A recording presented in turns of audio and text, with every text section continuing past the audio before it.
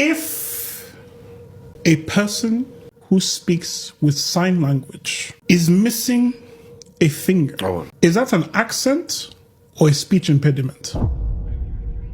Jesus. I think this is an interesting question, and the answer is basically yes. Some people might not want to call it a speech impediment because you're not speaking in the traditional sense, but in terms of linguistics, we actually use speaking as an all-inclusive term for communicating with a language, whether it's a verbal or a signed language. An interesting example to look at is gorilla sign language. Gorillas have been taught American Sign Language, but because they have different hands and different body proportions, they make some changes. For example, and correct me if I'm wrong because I'm not fluent in ASL, this means W, but gorillas have a shortened thumb, so they can't touch these two fingers. So they might just do something like this. They might also completely change the location of some gestures, might make them slower, faster, or bigger or smaller. And people do that with human sign language too, but what's more natural to do for a gorilla is a bit different than for a human. Maybe this isn't a good example of an impediment because that's just a gorilla's nature, but it certainly restricts them from speaking a human sign language the way a human would. A more obvious example, for instance, maybe someone has a whole arm amputated. And yes, if you have or don't have something that impedes you from speaking the same way as other people, then